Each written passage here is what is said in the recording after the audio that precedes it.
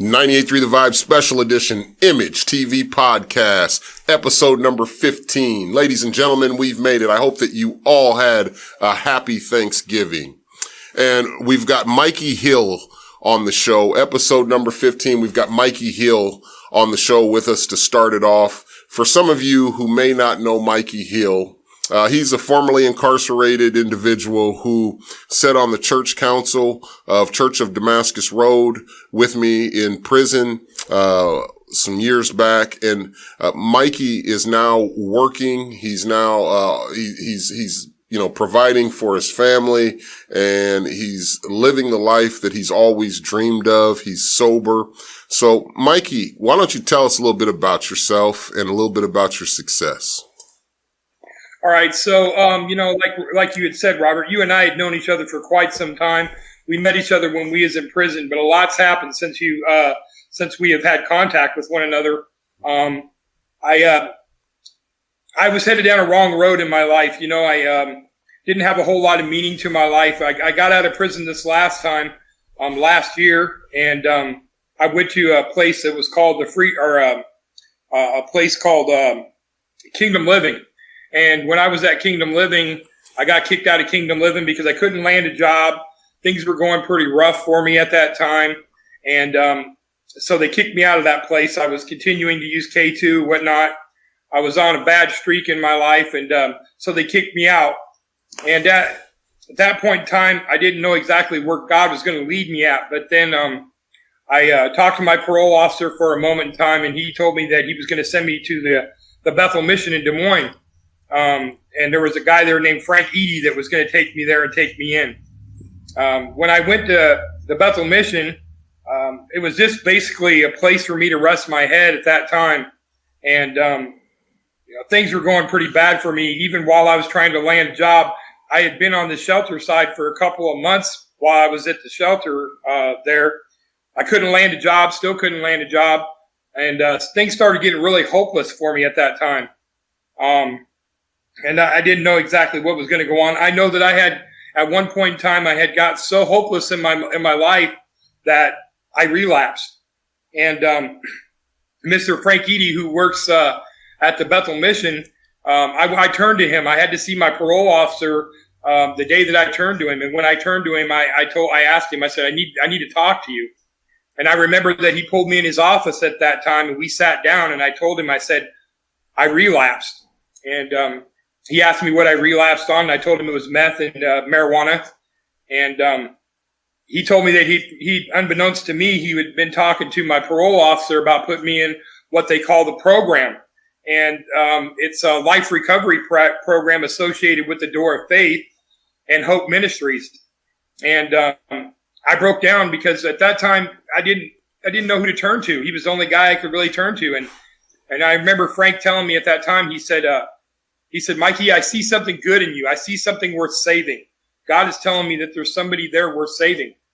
And I still remember to this point in time how I cried and how I felt a sense of, for once in my life, I kind of felt a sense of hope. And so, being there at the Bethel Mission, the first 30 days that you're at the Bethel Mission when you're in the program, is a really extensive program. But let me back it up just a little bit and tell you what happened before that. Frank wanted me to go to my parole officer, tell my parole officer that I'd relapsed. Well, being a person that's always been in prison, I've always been known to run from my problems. And I was going to my mom's apartment, and Frank saw me leave the building, and he ran outside and he told me, he said, Mikey, come back. I want to talk to you.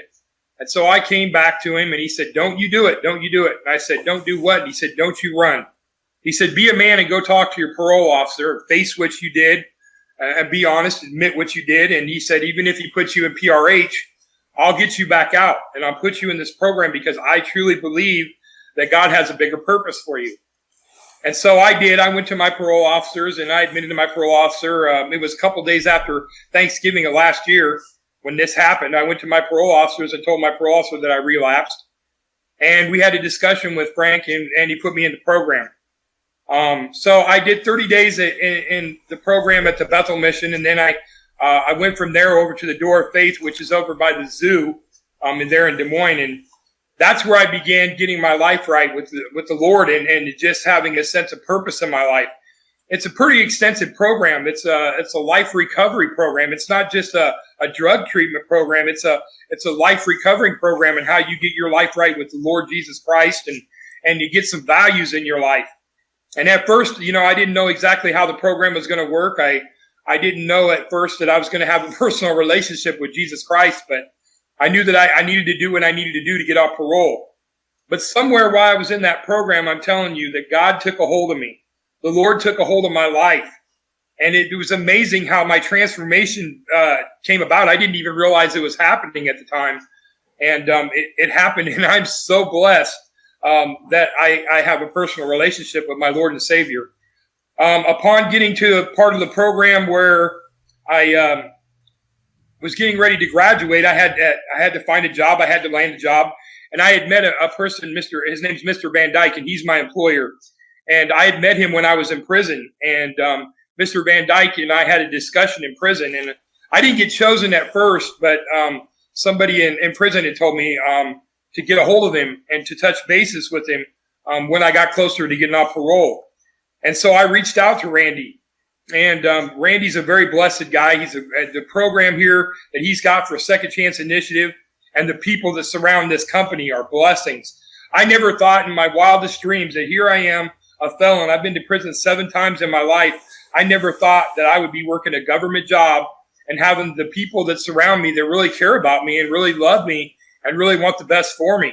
So, I mean, it's amazing how Christ can take a man that's broken and lift him back up and bring him to a place in his life that's blessed. I am blessed, and I am in awe with how the Lord Jesus Christ has worked in my heart. I pray every day. I get in my Bible every day. I go to meetings, and I go to church, and I am blessed with having Randy Van Dyke, who is like a father to me.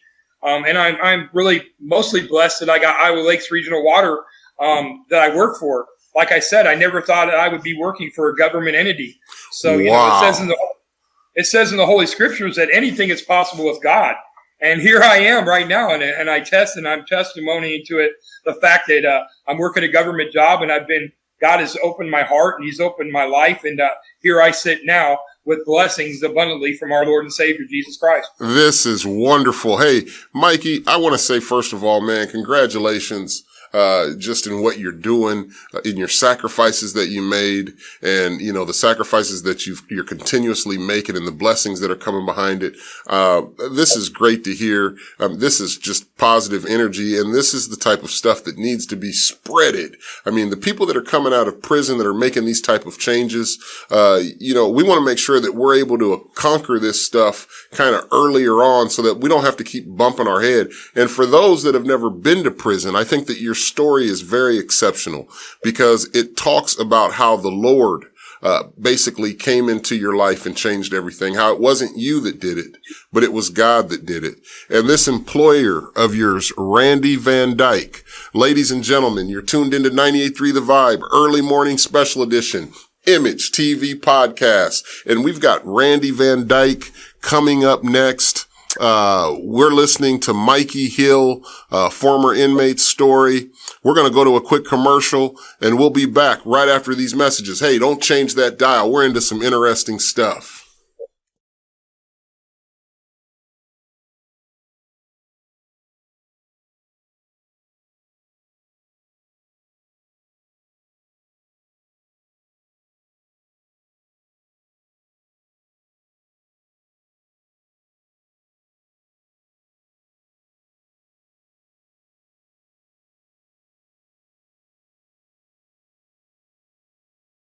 And we're back, ladies and gentlemen, 98.3 The Vibe Special Edition, I.M.A.G.E TV podcast, early morning show. We are in an interesting conversation. And so we just spoke with Mikey Hill, former inmate, and he's got about 16 and a half years in prison. He's been back 7 times. He went in at age 22, and he's changed his life. And a part of the credit, first of all, we know Mikey gave credit to the good Lord above. However, he also gives credit to his employer, or his employer. employer. And that's Randy Van Dyke. That's his boss. And Randy Van Dyke is the CEO of Iowa Lakes Regional Water, ladies and gentlemen. And that is a governmental entity. And so, Mr. Randy Van Dyke, it is a pleasure to have you on the I.M.A.G.E TV podcast. Robert, it's my pleasure to be able to join you to do this. This is a delightful opportunity to do this. Well, I tell you, you've got a lot of things that Mr. Mikey Hill is very grateful for that you've done for him. And so I want to just kind of start off telling me a little bit about yourself, what you do, how you came in contact with Mikey, and, just a little bit about your passion for the things that you enjoy doing. Absolutely.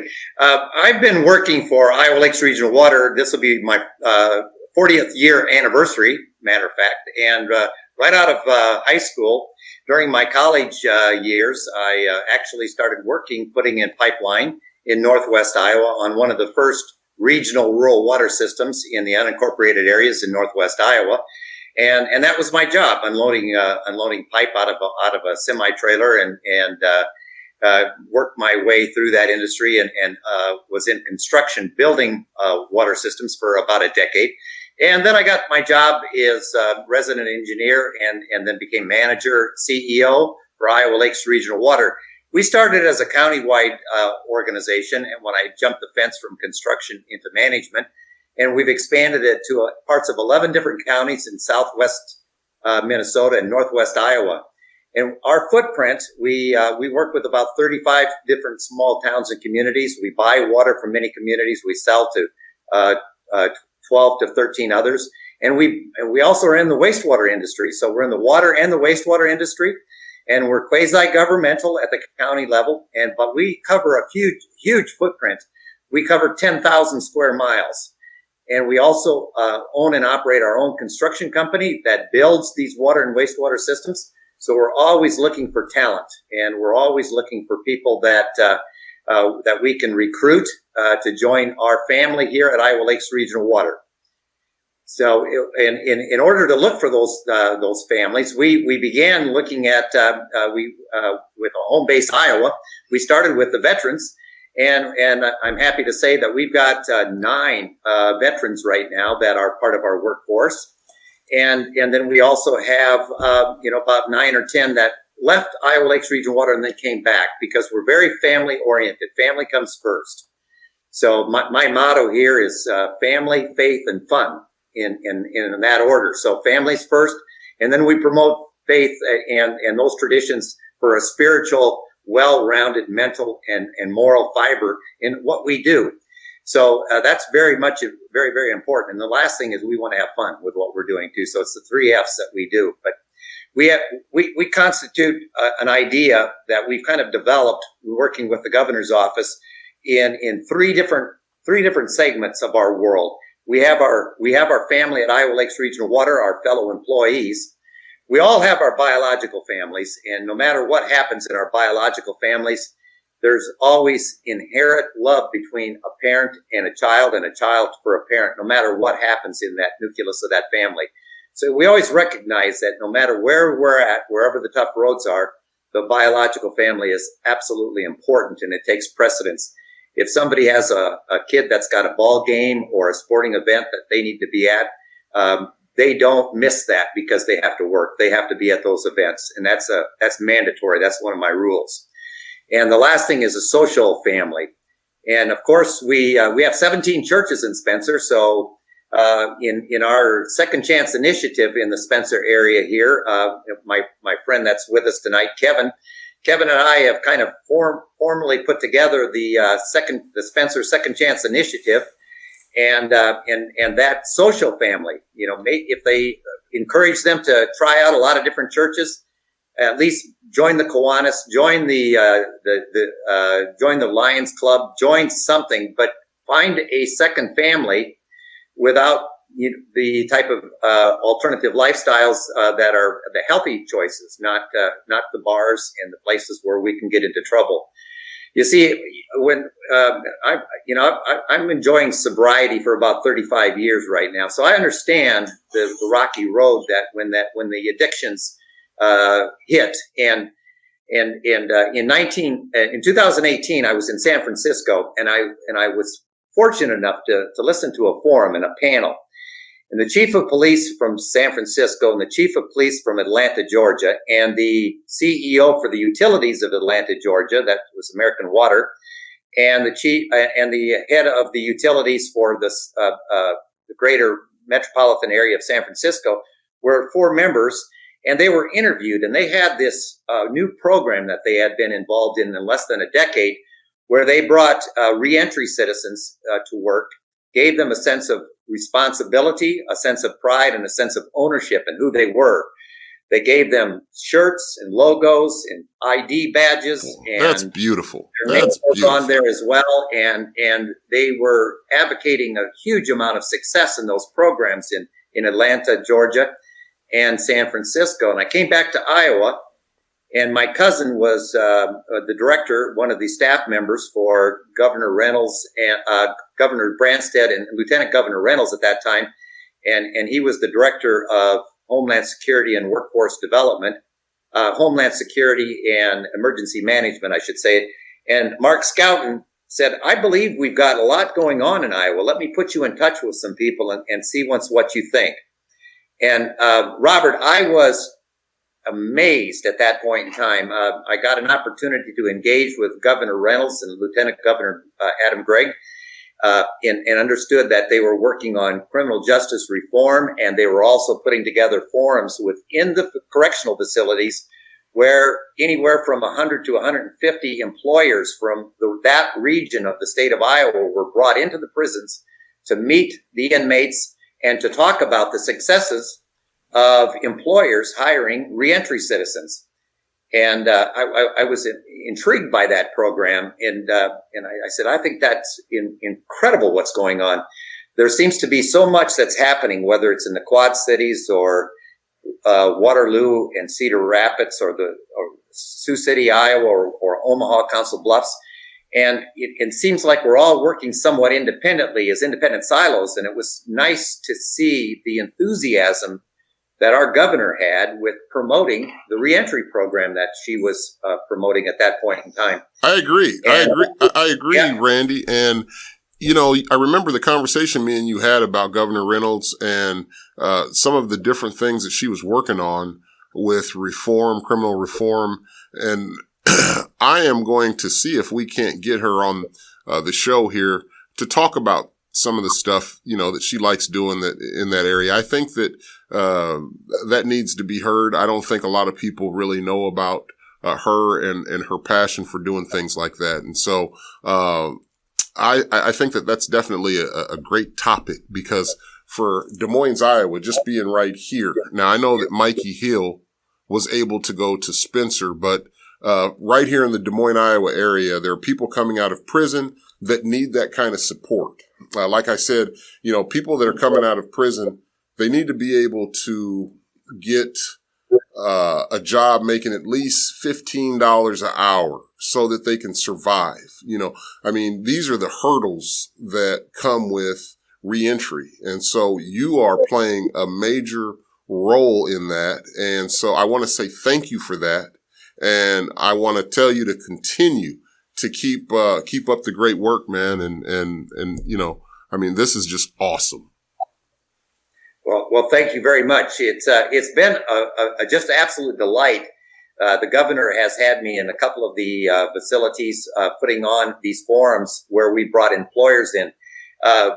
Very large, like Vermeer International from Pala was on a panel with me, and others throughout the state of Iowa, in the manufacturing and the construction industry in Des Moines, and actually there was one individual that was into the hospitality. He formed his own pizza company and delivers pizzas and so forth. And I'd be remiss if I mentioned his name without his permission. But those are the type of jobs that are very much interested in these individuals that when they come out. And I think it was an inspiring. I know when I was at the job fair, when I met Mikey, workforce development has embedded individuals within all the facilities working with Department of Corrections. And on day one, when they're incarcerated, enforceable felons are incarcerated, they start that reentry program right then and there. And workforce development, it has got half of the facilities have embedded individuals with workforce development, and the apprenticeship program, where the community colleges are coming in and providing trade and crafts skills to these individuals. And it's all voluntary. You don't have to take advantage of it if you don't want to, but the participation, whether it's in Mitchellville or Rockwell City or Clarinda or in Mount Pleasant, the amount of participation by the inmates is dramatic. And I met 48 different inmates at one job fair. Mikey was one of them, and then we narrowed it down to 12, and we interviewed 6 of those 12. And Mikey made it down to the cut of about the bottom 4. And second go around, the individual with workforce development at Mount Pleasant said, "Mikey, go back to Mr. Van Dyke, send your application back in there and go for a second time." And Mikey didn't give up. He sent the application back in. And I said, well, this guy's got tenacity. He's really going to go for it. Let's interview him again. And he was on the outside at that point, and he was at the door of faith. And I was so impressed with what had happened to him in those 8 months at the door of faith that I said, you come on right up here and we'll get you going. And we found out that he had a bum knee, and we've had reconstructive surgery on that knee. And Mikey's now, we got him with a good orthopedic surgeon, and he's in recovery. And the entire Iowa Lakes Regional Water family is supporting him in carting him around different places and getting him through recovery. So he'll be into the in the construction field, looking forward to getting his CDL. And his dream is to drive dump trucks and 18-wheelers and run trackhoes and trenchers and dozers. And we're going to give him an opportunity to do that. That's what he gets to learn in 2021 when he's able to start construction at the beginning of the season. Oh, that's great. Now, Randy, you know that we have a friend that always kind of comes in and sits on the show in Kyle Horn, the director of the I.M.A.G.E Job Honor Awards. And he actually looks at employers, and he looks at their employees, and he nominates them for, character on the job, a lot of different areas. I'm not exactly sure, specifically, but I would love to put you in touch with Kyle Horn. I think that you guys would make a great duel, and I think that he would find your story very interesting. So, well, I would be honored, but it's kind of, Mikey and I are always wonderful partners in crime here when we talk about making sure we're turning it over to where the glory needs to go, and keeping that humble point. But Tori, if you can pull off that award that we got from the Department of Labor, I want to give before I turn it over to Kevin here. I wanted to the one that's hanging up on the upper right. Yeah, sure. That'd be nice. That'd be nice to see. Yeah. You got an award for something? Yeah. It would be the one with the banner on it right there. Yeah. Nope. Right there. Yeah. Yeah. I mentioned before that we've got a lot of people that have come back here because we've turned this into a very family oriented. So, family members, they work hard in construction, but then we also have, the veterans. And this came from the Department of Labor and honored us as a 2019 Platinum Hire the Vets Medallion Award. All right. Is there any way we could get a zoom up on that at all? Yeah, that's nice. Yeah, we got a kick out of that. And then we also got an award from a few years before for our home base, Iowa. So whether it's veterans coming out that are looking for a second chance and wanting an employer that can give them a second chance and have a second career after they got out of the military, it's no different for the people that are reentering out of our correctional facilities. They're just as valuable to us, and they have just as much talent as anybody that and what I find is we've made a commitment to 5 people right now, and Mikey, we've got an individual starting December 1 that just got out of parole just right now, and he's starting December 1.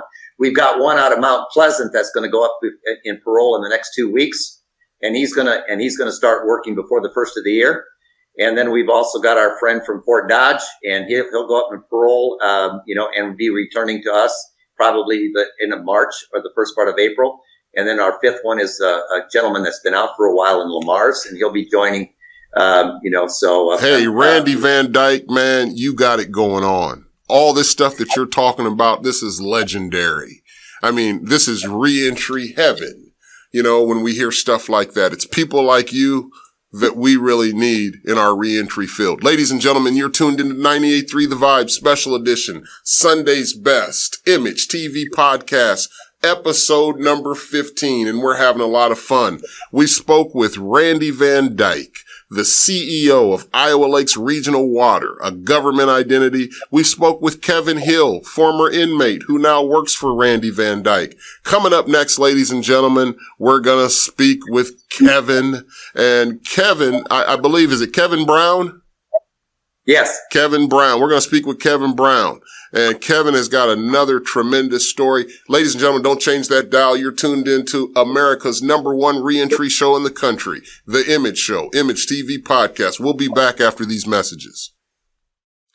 And we're back, ladies and gentlemen. You're locked and loaded into nothing but reentry on this Sunday morning. We hope that you all had a happy Thanksgiving. We want to thank you for tuning in to America's #1 reentry show, The Image Show and the Image TV Podcast. With us now, we have Kevin Brown, and Kevin is the Executive Director of Grand Avenue Community Outreach.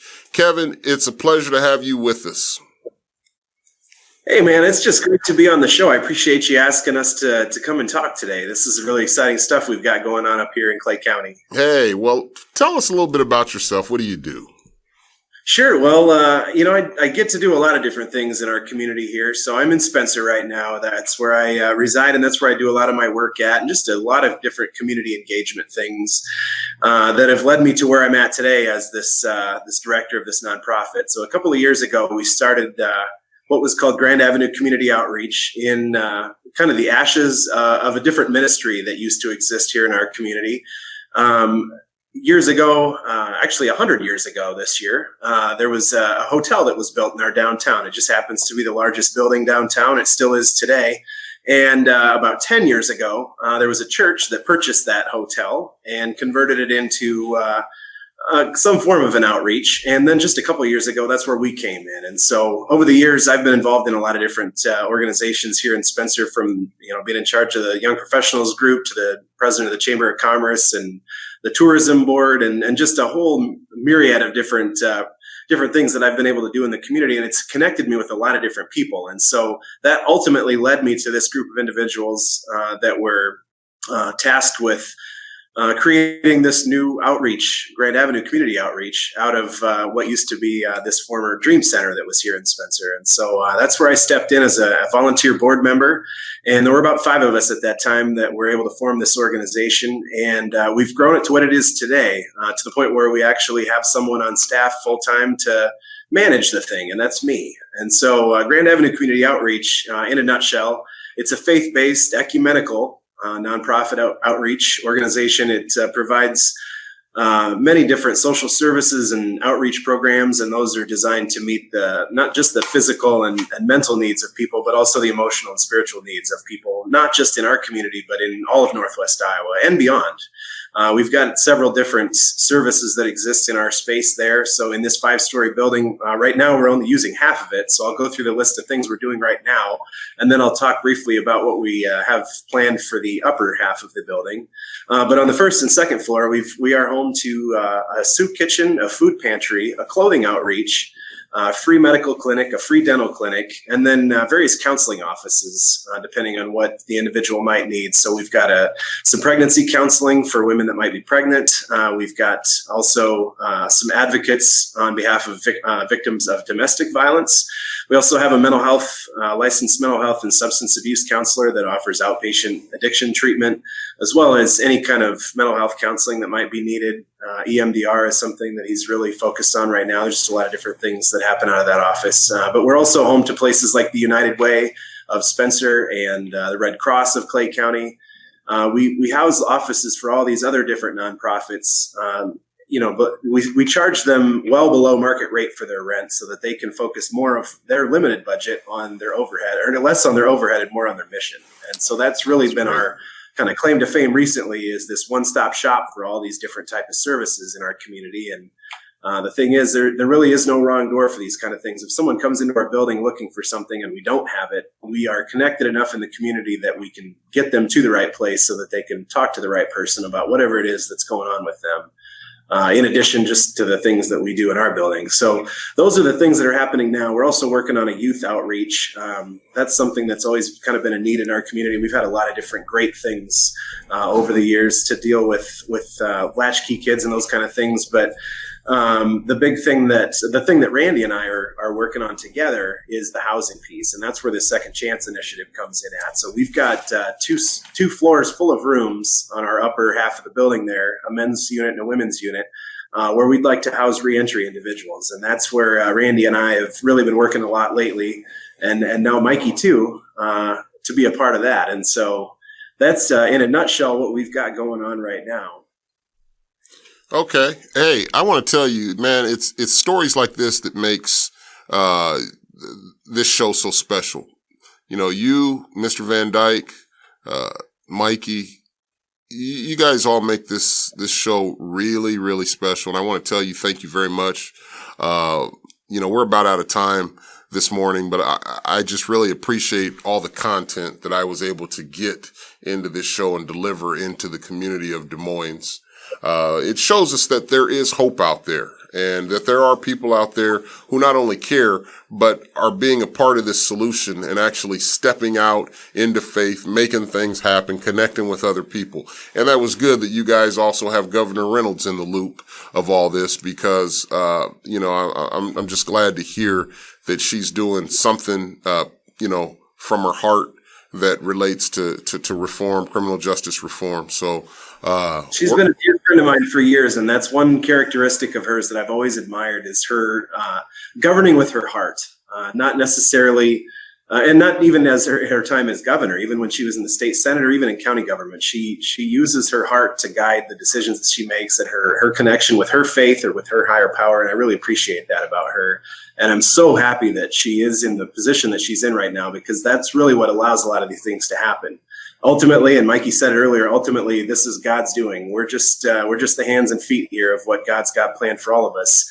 But it's really nice to have people like Governor Reynolds in those kinds of positions, and Adam Gregg as well, to really help with this criminal justice reform here in our state. And I'm just happy that we can be a part of it here in our little corner of the state. And personally, I'm just happy to leverage some of these different connections that I've made over the years to reduce the stigma in this. And that's really what my role in all of this is. There's not every employer out there is like Randy Van Dyke. Not everyone is as open-minded as he is and as caring as he is. And the goal here is to get more employers in our area and across the state to be more like that, because that's what it takes for reentry. Hey, man, thank you so much. Ladies and gentlemen, you've heard a class act this morning on 98.3 The Vibe Special Edition. This is Sunday's best I.M.A.G.E TV podcast, episode 15. And we want to thank you all for being a part of this. We want to wish you all happy holidays. Stay safe during this pandemic. Be careful. Don't overeat. Don't eat unhealthy foods right now. Make sure that you're working your body out as much as possible. And we want to thank you very, very much. We want to tell you to have a great week. Until next time, this is Robert Pate, The I.M.A.G.E Show. And as we say about this time, it's a wrap.